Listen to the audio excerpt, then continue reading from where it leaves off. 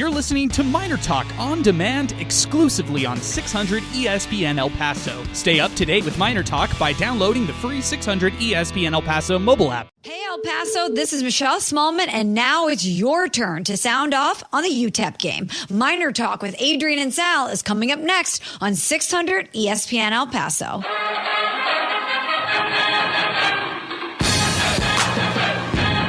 All right, we are here and we are live. It is MinerTalk along with Alberto Reta, and it's Sal Montes, who is back. He has returned with us, the co-host of MinerTalk, and he's with us here as what a game. I mean, what a roller coaster of an effort for this matchup right here.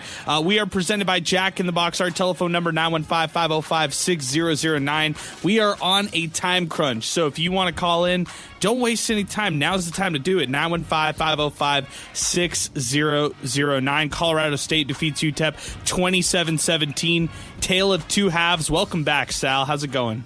AV, what's going on? Alberto, what's happening? No, man, it's good to be back, and literally good to be back because we were doing all of our games so far this year when it comes to UTEP football on KLAQ. So I was surprised we were actually having it on 600. And the reason why is because I did not pay attention. However, it feels good to be back. The board is completely different and all that. So from a production side, awesome. Football side, kind of in the same boat. Yeah, you know what's interesting about this one, Sal? It was like a tale of two halves. They were dead in the water at the end of the first half, Sal, and I was just so disappointed. I was disappointed with so many different things for UTEP. Couldn't get anything going offensively. Felt like they just didn't have a lot of life to them. They were banking off the big play and just 92 yards of total offense in the first half. Now in the second half, things started to flip around for the Miners. They opened up with a touchdown drive. They had a really nice play. Cade came in at quarterback, and that was pretty impressive in itself. And then the defense, as far as the first half, I thought they were impressive too. They did allow an opening touchdown drive by Colorado State. It was a 75-yard touchdown drive, but then a turnover on downs they forced. Then they force a punt, a turnover on downs, an interception. Then they do allow Colorado State to gash the defense on a 73-yard rushing touchdown. That wasn't great. However, I would also say after, in the second half, there were some high points for that defense as well. So I think the defense took a bit of a step up. Second half, offensively, had success with the likes of Cade McConnell. 7-play, 75-yard touchdown drive. It was a 28-yard screen pass to Kenny Odom. And then a 9-play, 92-yard touchdown drive there, Sal. After holding Colorado State, McConnell hit Kenny Odom. It was a 55-yard screen pass that he took to the house for a touchdown. And the Miners were very much in this game. They were looking to play some spoiler going into the fourth quarter, just unable to do it. I mean, Sal, if you had to pinpoint something that, you look back on as far as the difference of this game, what is it going to be for you? I'll give you a couple candidates because there are some interesting ones, okay? You could look at the block punt, which ended up leading to a Colorado State touchdown to start off the third quarter. And I felt like that right there, momentum-wise, it shot UTEP early in that second half. It's definitely one of them. There's more that we'll get to, but we'll stick on that one. I don't know what you have on your list, but I don't want to ruin it either. So it definitely did not help, and it's now coming to a point with this football team where you can see kind of week by week the improvement. I think we do got to admit that. There's improvements, less mistakes, but there's still costly mistakes that this team is having, and this happened to be one of them. 7:15 left in the fourth quarter. They elect to go for it, fourth and short. The Miners had just one timeout after burning two timeouts on that very same drive. I was okay with that fourth down try. Everybody on social media feels like they were just hating it so much. I mean, the Miners had it around midfield. They go for it, fourth and short, unable to convert, and Colorado State takes over and essentially wins the game. No, I like that choice to go for it. Now, whether it was the right play call or not, that doesn't really matter. But the fact of the matter is that they shot themselves in the foot with the bad snap. I think that is something that kind of derailed, the momentum in that drive. But I love the chance to go for it because Colorado State was running the ball effectively well. Who's to say that they don't get the ball and completely run the clock out? So I'm not having trouble with that at all. You play to win the game. Our telephone number now in 550-56009. Alberto Reta, one of our other co-hosts here on the program. Alberto, your thoughts as far as where it went wrong for the Miners today? Well, I think, the late entrance of Cade McConnell, I think that really spells the doom of the Miners here today. And I think that, you look back, obviously this game, it was out of hand because Cade didn't play the whole game. He comes in, scores 14 points. What would have happened if, you have him the whole game? What would have happened if you would have had him against Southern Utah? Maybe you wouldn't be 0-4 right now, and it's a different story to this season. So that's what's really disappointing to me. 232 yards in the second half in comparison to the 92 yards in the first half. So that really spoke volumes to me. And look, the defense looks like if it can play like this during conference play, I think it'll be one of the more elite defenses in conference. And we saw it here today. They did well on third downs. They did well making stops, keeping this game close. The offense just didn't score enough points. Colorado State 3 of 14 on third downs, to your point right there. Good stuff. Let's keep it going. On our telephone number, 915-505-6009. Full phone lines. We're only on here for 45 minutes until Chihuahuas baseball. Austin is joining us first. Austin, good evening. What's going on? Hey, guys. Love the show. One quick comment and a question, and I'll hang up so I can listen. I'm excited to see where this defense is headed, especially in the conference play. As you guys just mentioned, it looks like they can be pretty elite when it comes into the conference play. However, I know you guys touched on this on the podcast. I think it was last week regarding Maurice Westmoreland. At what point should we be concerned that he's just not going to be productive, and is he going to pick it up in conference play? Yeah, good question. I appreciate the phone call, Austin. Thanks for weighing in. For Maurice Westmoreland, I would say today, he did actually have a pretty good play in the game, but they need multiple plays from Westmoreland. 5 tackles for him today. He did have a tackle for loss. They're going to need him to step up in the second half of the season. And the big thing is, I get it. Look, there are a lot of double teams that are coming his way. Yeah. There are times where Westmoreland isn't able to go for it. It's kind of like Praise Amegale and what he faced. When everybody sees you on the radar, when you get conference, you say all first team, everybody's going to be scouting for you. Everybody's going to be kind of keying on you. So what it allowed today is for Bryton Thompson to feast 12 tackles for the senior defensive end, 2.5 tackles for losses. He played a great game and a sack for Bryton Thompson. I was so impressed by his efforts here today. Let's go back to the phones. Let's keep it moving. We'll go fast here on the program. 915-505-6009. Next up is Carlos. Carlos, good evening. Go ahead. Hey, what's going on, boys? This was a little tough one, but I'm enjoying the improvement from the defense week in and week out. They're covering everything up pass-wise, just a few holes here and there that they need to clean up running-wise. But, unfortunately, I think the cat's out of the bag, and I don't know if this team can go back with Skylar Locklear when you just see the contrast in play. For me personally, I felt like Cade McConnell is just more composed at times and is willing to make some throws that Skylar kind of shy away from. And that could be through inexperience or just different natures of how they play. But I think going forward, they should really stick with Cade, just with the contrast of play. All right, I appreciate it, Carlos. Thanks for weighing in on the program. I'll bring both of you guys and your thoughts on this one right here. I'll just give you the stats, okay? Cade McConnell today, 19 of 29, 220 through the air, 2 touchdowns, 66% completion rating for Cade McConnell in this game. Skylar Locklear, 7 of 15, 56 passing yards. He started this one and had an interception, Sal.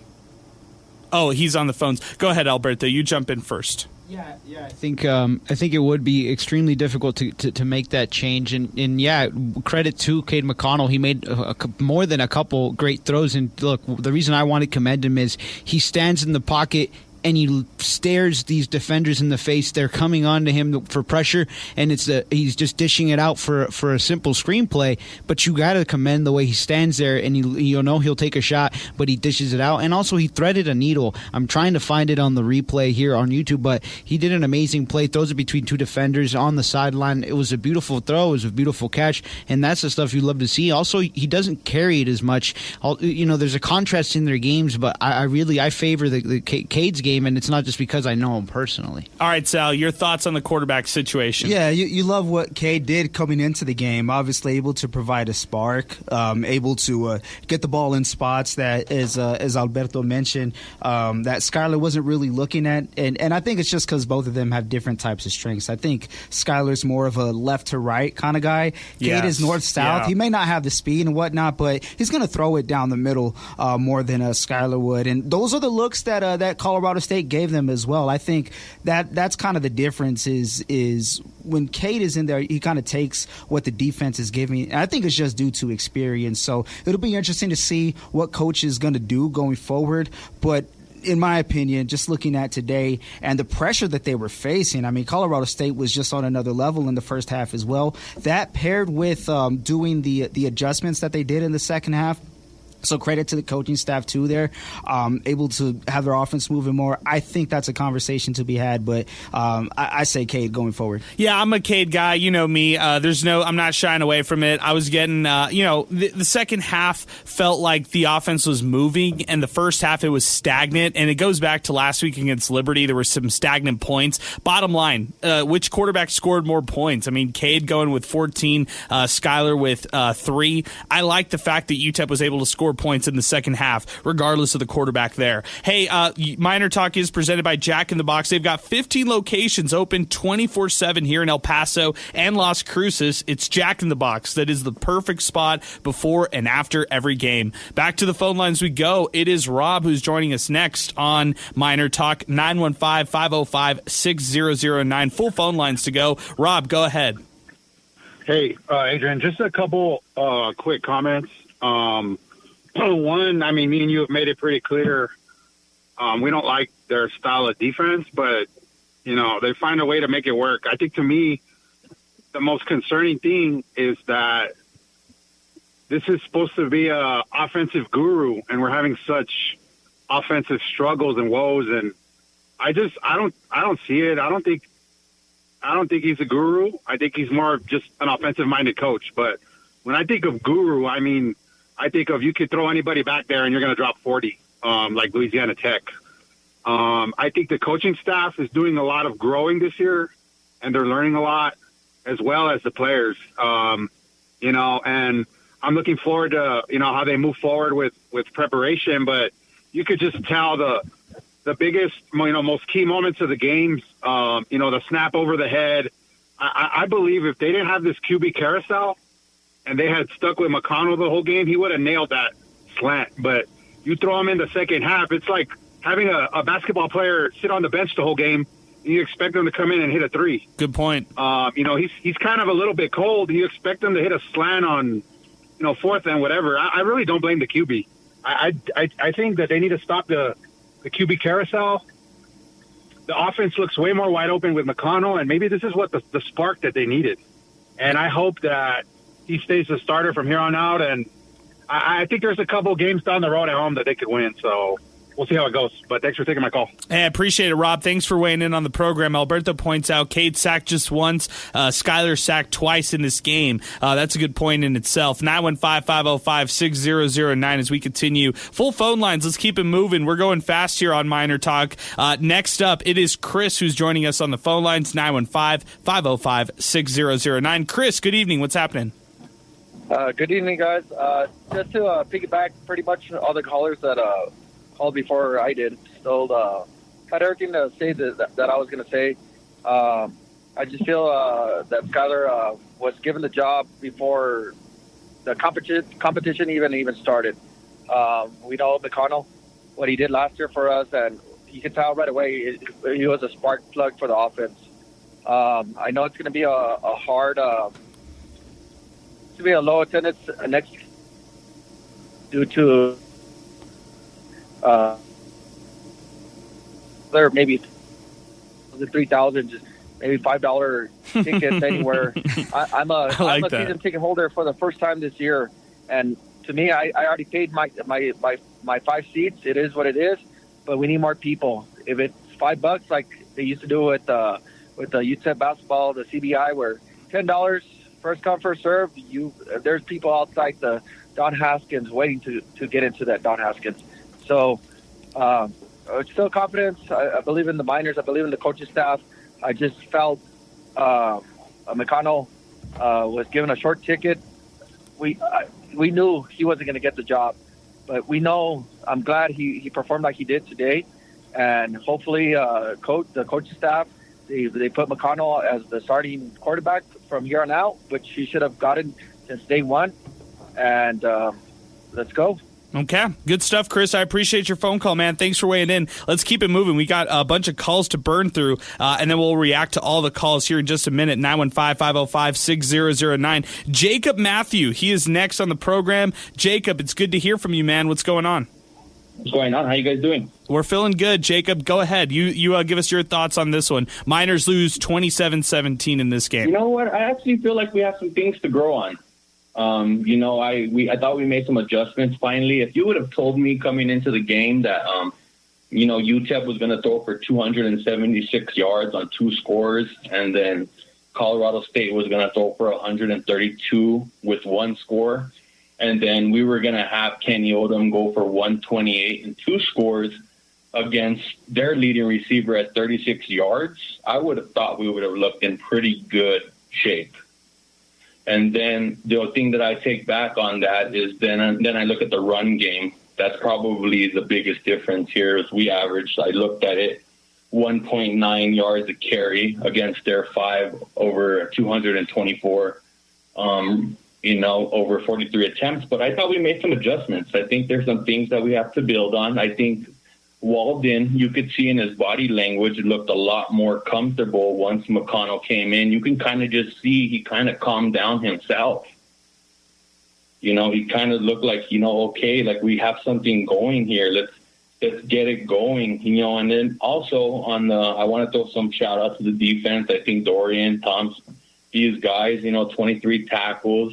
They added a sack. I mean, if it wasn't for those guys, this game could have got out of hand early, and we may have not gotten to see, McConnell come in, and who knows, that might change the trajectory of our season, Yeah, it's a really good point, Jacob. I'll just say this: third quarter action. Aside from the blocked punt that ended up in a quick touchdown for Colorado State, Colorado State only scored 6 points in the second half altogether, guys. That's a big one in itself for this defense. So it's a good point by Jacob right here, noticing that, hey, this defense was able to hold this team. Besides that touchdown, it was a field goal that UTEP held Colorado State to. They also held Colorado State to a punt, and then a final field goal right there. Alberto, that defense, we were talking about it a lot. The defense showed up tonight.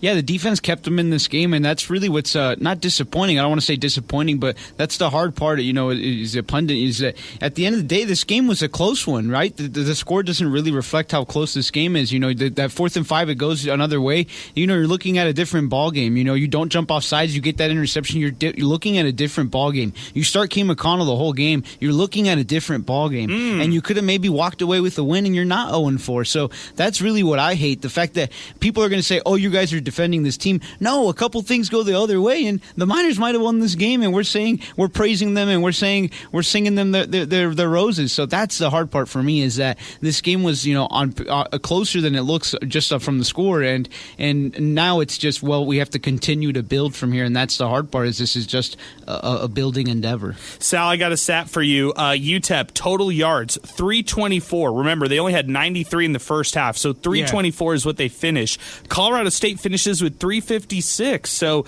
Miners hung in the entire game in terms of total yards, and defensively they held them in check. Only in this game for Colorado State, only 132 passing yards in this one. Yeah, and UTEP able to get 12 first downs through passing as well. They get 15 total, 1 by way of a penalty, and only 2 rushing. When coming from Austin Peay, we saw that Walden's numbers somewhere in the realm. I don't know the exact number, but it'll be off by somewhere by 5 numbers. So it was like 65-35, something along the lines of that, where it was rushing 65, passing 35. And that number may be skewed a bit when it comes to 12 passing first downs and 2 rushing.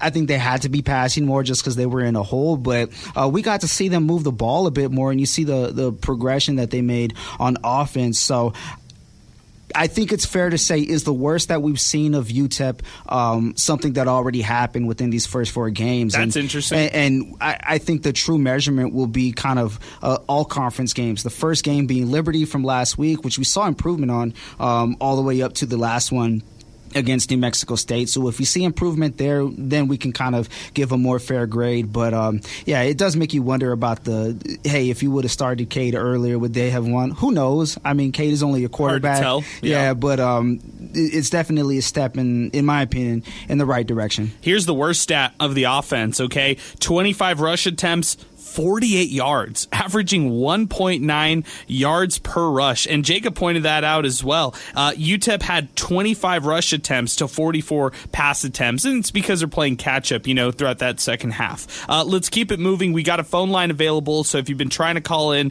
and you can't get into the program, now's the time to do so. 915-505-6009. Andrew's next up on the phone lines. Andrew, good evening. Go ahead. Hey, how you guys doing tonight? Andrew, doing great. Go ahead. You give us your thoughts on this one, 27-17. Yeah, so just want to piggyback on what other callers were saying. They were talking about improvements, and in the team we're seeing a lot of improvements. The defense, I think they've been good from the start. The offense is starting to catch up.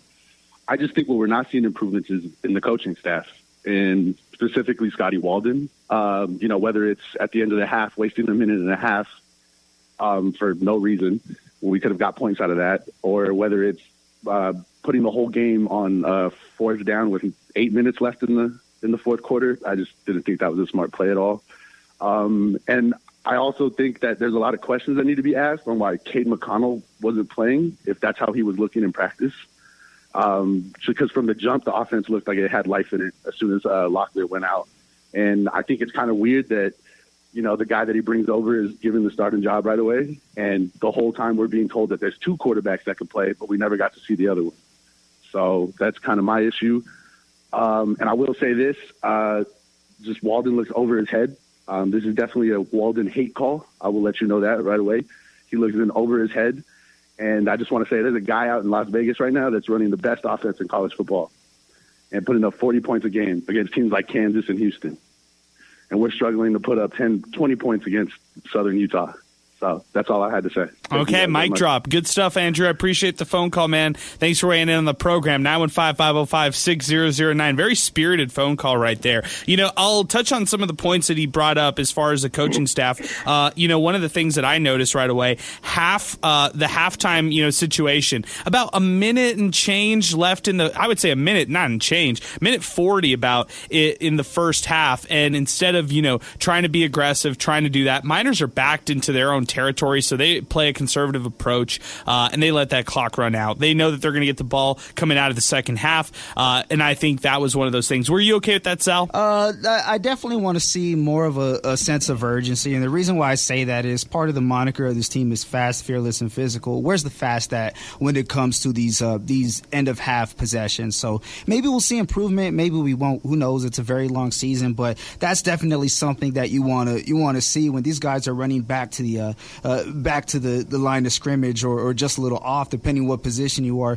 They should be adept at moving the ball there. However, is that kind of attributed to not performing well on offense up to this point? So there's definitely a lot of things that they need to improve on in order to take that next step. You see that they're, I don't want to say on the brisk of it, but they're in the parking lot, but they're not in the arena on it. So will they get in the building before the end of the season? That'll be my point of measurement. Yeah, it's an interesting way of looking at it too, Sal. I think, to his point about punting for it, with about under 8 to go in the game instead of going for it on fourth down, we said we were okay with it. I could easily have started the show by saying, how could they have gone for it? Game on the line. You have 3 timeouts in that situation. You burn 2 in that drive. Why did you punt, or why did you go for it in that situation? You could have punted. You could have let your defense, which has kept you in the entire game, go out on the field and prove it to you. Get the ball back. You still use some momentum, and then you drive the ball down the field. I liked what Scotty Walden said about his reasoning behind it. He said he liked the momentum that the offense had up to that point. He said, Cade was dealing. They were able to convert on a third down earlier in that drive. They kind of already went all in on that drive by taking a timeout earlier in that one. Yeah. So again, I'll double down on it. I'll back it up. It's easy to go back and just say they should have punted in that situation, but given what was going on at that point, I think the Miners, they gambled, they risked in that situation. Yeah. They were playing a little fearless, and they ended up on the wrong end of that. You know what? Although the score is what it was, and we know that they lost, that's a part of the game that I absolutely appreciate, is they lived and died within the trust of that offense. Who was rolling at that point? And you said it best. If you burn 2 timeouts just to punt, this ain't 2-3 years ago, man, where you were burning those timeouts coming out of a damn huddle just to punt it. So, live and die by it. I'm all in on that one. Okay, let's go back to the phone lines right now. 915-505-6009. Milkman is next on the program. Milkman, go ahead. You just jump into this. Hey, what's up, gentlemen? So I got there's a few things I want to talk about, but first off, I will say that this is the first loss of all 4 this year that I didn't leave the game just completely dejected, not thinking that they're going to win another game all year. I think the future's looking a little brighter after that second half. I'd agree. I will say I was almost speechless when they burned that minute and a half before halftime. I was like, what? You're not even going to try? Like, what is going on? And, we hear a lot about Coach Walden saying, they're going to play fearless and brave and all this stuff. And I'm like, is that what that is? Because it certainly didn't seem that way. But the third thing I want to talk about is obviously the story of the game that everybody's talking about is the team is just better with McConnell at the helm.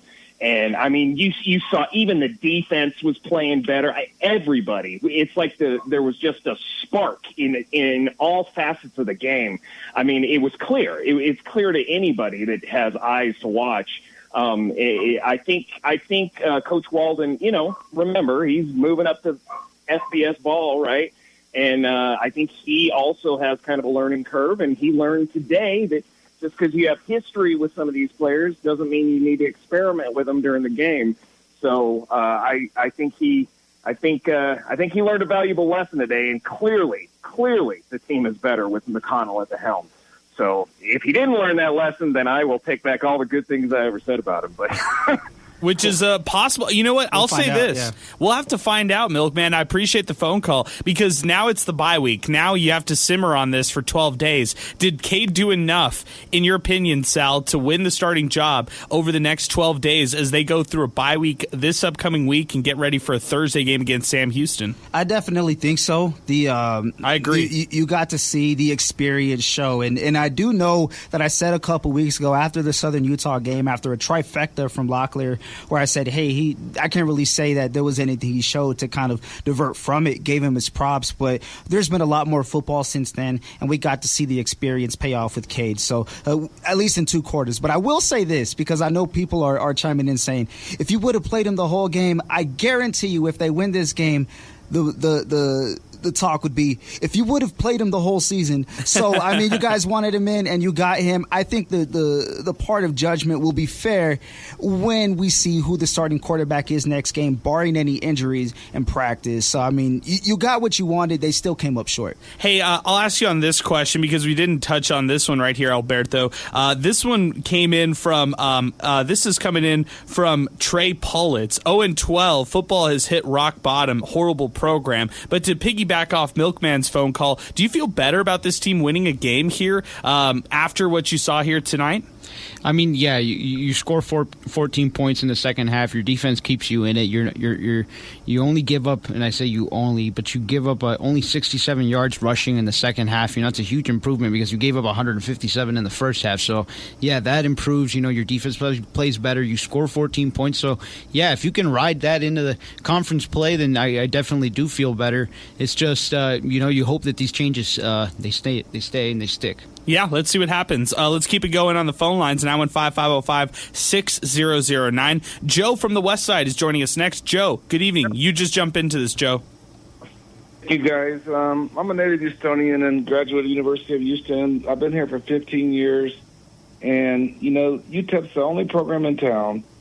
And I've heard nothing but excuses and very, very low standards for 15 years. Very true. And we hired another coach. You know, I was excited at his press conference. It's going to be fun to watch. And I don't mind if you're trying to fun to watch, but number one, it's a boring product.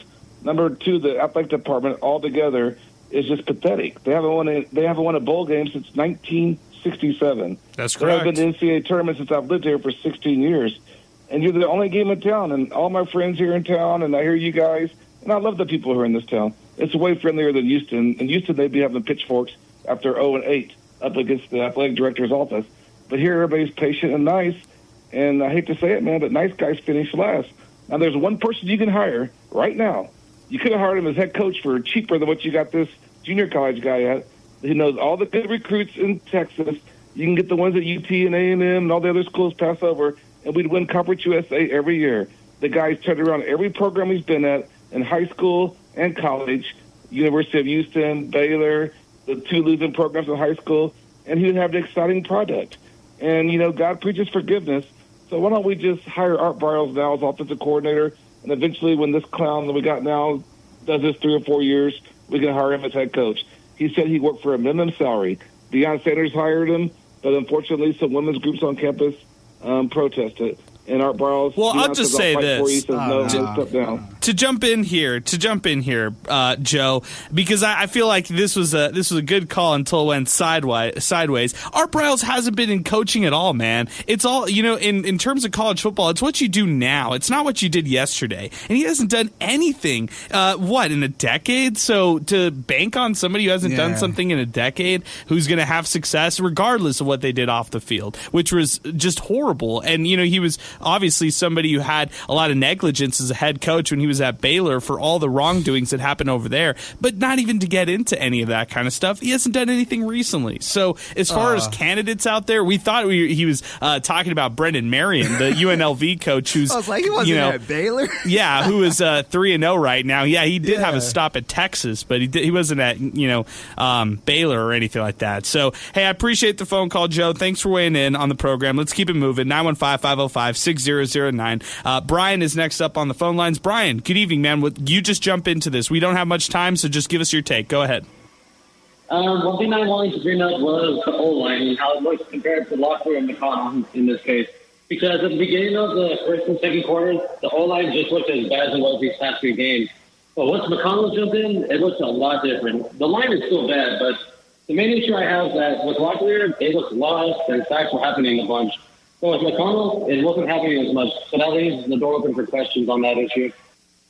Yeah, that's a really good point there, Brian. And hey, I appreciate your phone call. You know, we didn't talk a lot about the offensive line, guys. The offensive front was really decimated going into today's matchup. You heard from head coach Scotty Walden after the game. Lucas Matamoros, he played last week, and I guess he was hurt going into this week, so they didn't have him. Azizi Henry, I didn't even know that he was dealing with something off the field, a condition that held him out of the first 3 games. Today is his first game playing, and it looked like it. You know, it looked like that for him. Otis Pitts is playing with a dinged up shoulder right now, so that's something to monitor moving forward. And offensive line, it's such a bad thing right now, Sal. That's probably the worst thing that you could pinpoint on this team right here. I think that has to be the point of emphasis when it comes to recruiting this offseason, because skill players, they're recruiting heavily in the state of Texas. There's speed all over, which I think is going to be kind of like the key asset for any skill position player when it comes to a Scotty Walden offense. So you got to get guys who are going to be able to block, but not only that, guys who you could have on the field to start, but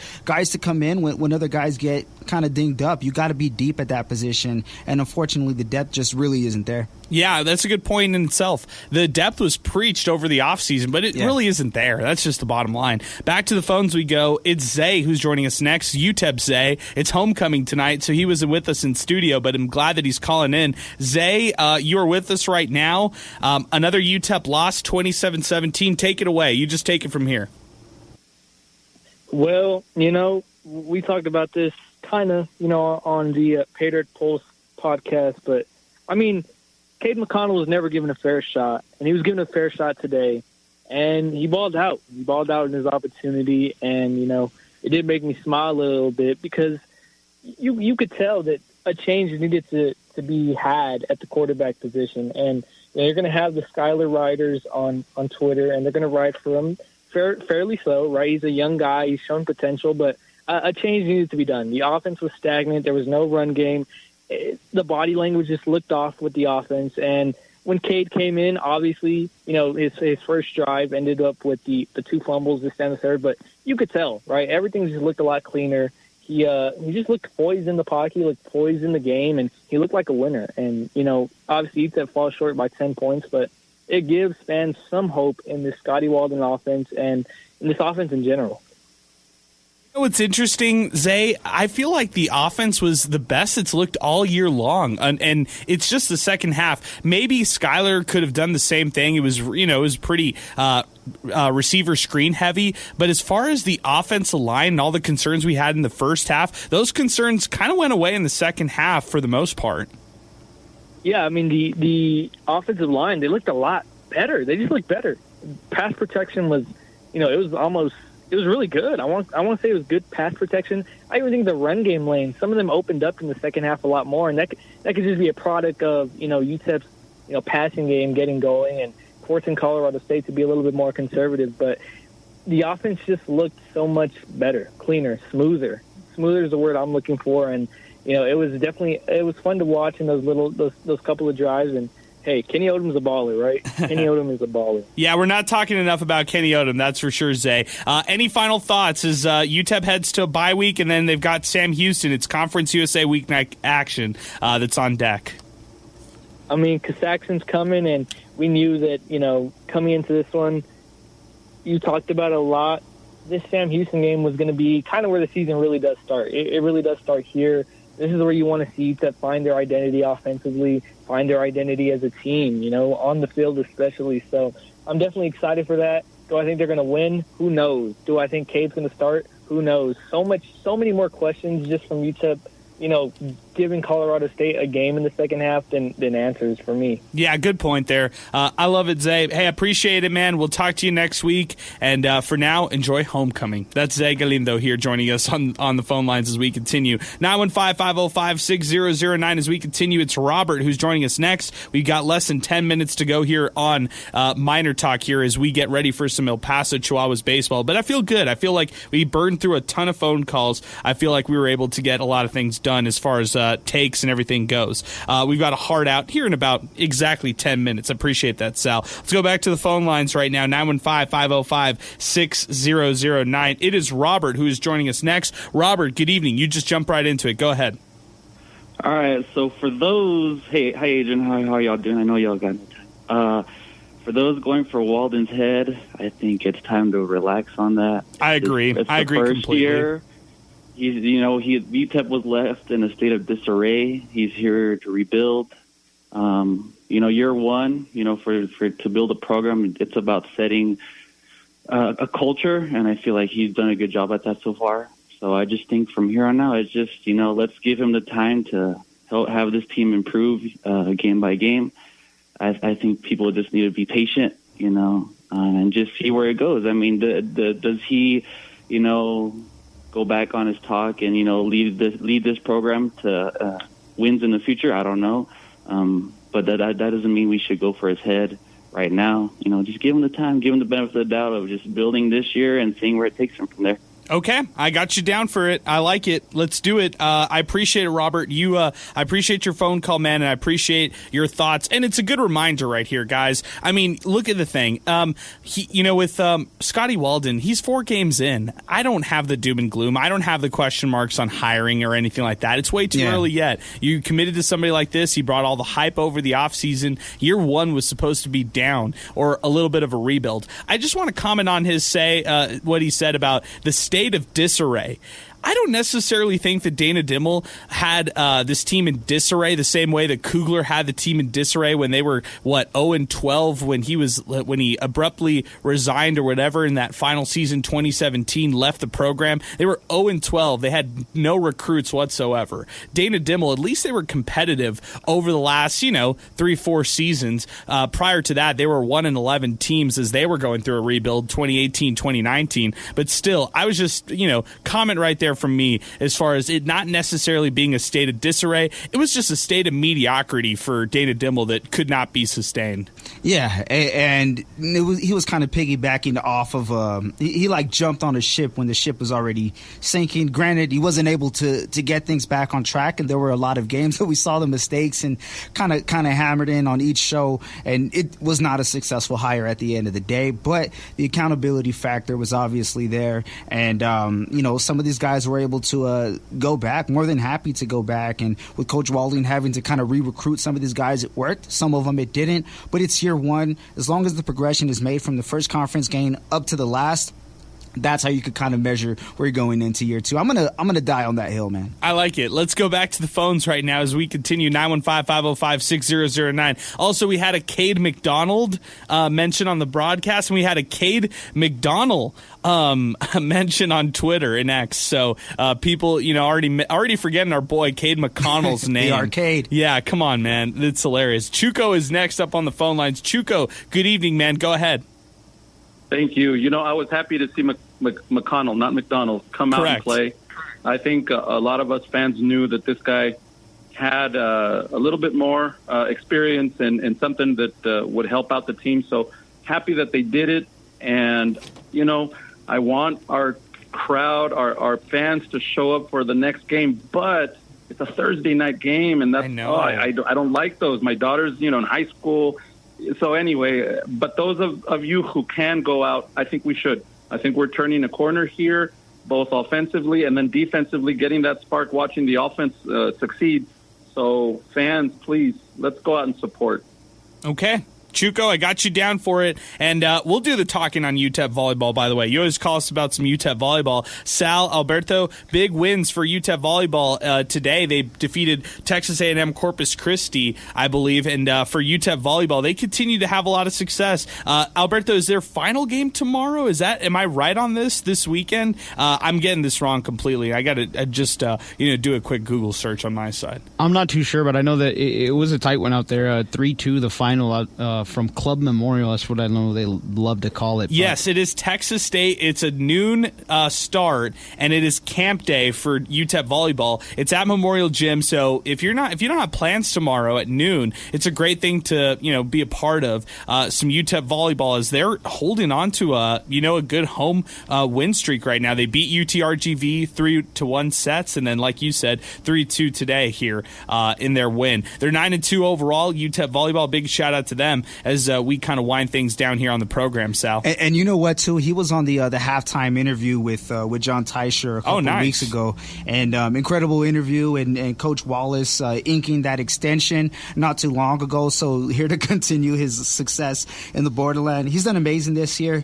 And I don't have it in front of me, but it's been a very long time since they lost multiple games back-to-back. They did lose to Utah, bounced back in a 3-0 sweep when it came to Green Bay the following game. Then they lost to South Dakota last Sunday, in a set of 1-3, but they bounced back in a 3-1 win over UTRGV. So continuing things right there. Shout out to them. Winding down the show, we've got 5 minutes left. Let's not take any more phone calls here. We're going to just keep it ourselves here on the program, and then we're going to send it out to some El Paso Chihuahuas baseball. Let's do some rapid fire. I'll get it from both you and Sal and you, Alberto. Some rapid fire questions, crystal ball questions. This is just your prediction here moving forward. By the time that we are back on for MinerTalk, October 3rd, it's a bye week next week, October 3rd, will UTEP be in the Mountain West? We'll start with you, Alberto.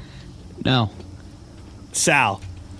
Somebody has to be right or wrong, yes. Okay, I'm going to say yes. Just for the sake of that. I'm going to say UTEP's in the Mountain West by October 3rd. I'm going to agree with you, Sal. I think some things are brewing behind the scenes, and I'm just hoping for the best as far as Mountain West goes. By the way, Colorado State, they're a Pac-12 team, quote-unquote. They're going to be moving over to the Pac-12. They had 29,000 today. Remember, Miners had 41,600 for an FCS opponent in their first Saturday game. That's just something to keep in mind. All right, let's talk talk about something else, and it is the starting quarterback job. Skylar Locklear, 66 of 104, 710 passing yards, 3 touchdowns to 4 interceptions on the season so far. Cade McConnell, 22 of 36, 1 interception. He has 2 touchdowns, and he has 240 passing yards so far. Who is the starting quarterback by the next game? Sal, you go first. I'm going Cade McConnell. All right, Alberto. Cade McConnell. Yeah, I'm sticking with Cade as well. So I think it's going to be Cade. I think he deserves this one as well. And that'll be a Sam Houston game that's coming up Thursday, October 3rd. By the way, Cade beat Sam Houston last year, and a lot of these Bearcats are back here for another season. So just another thing to keep in mind. Don't forget, Buzz beat Bearcats last year, too. Oh, good point. Good point there. Had to throw it in there. Hey, that's a good one there, Sal. I like it. All right, let's go around the table again. We've talked about this storyline a lot here on Miner Talk. If you listen to us, you'll totally get this one. When's UTEP getting their first win? I said last week, Florida International, October 16th sounds like the best opportunity for them. That's a Wednesday game at home. It's a terrible travel game for FIU. I'm going to stick with that one right now. I don't think they beat Sam Houston. I don't think they beat Western Kentucky. Those are their next 2 games. Alberto, your thoughts? Next win. Or first win, I should say. First win. Habitually delusional. I'm going to ride the high wave. We get the win October 3rd. Okay. Sam Houston. All right, Sal, go ahead. Oh, man, I can't be on that one. I think Sam Houston's a lot better than they were last year, and they're waxing New Mexico State right now, 21-3. So that's just something to note. But just kind of looking at it there, give me Kennesaw November 9th, man. Wow. Okay.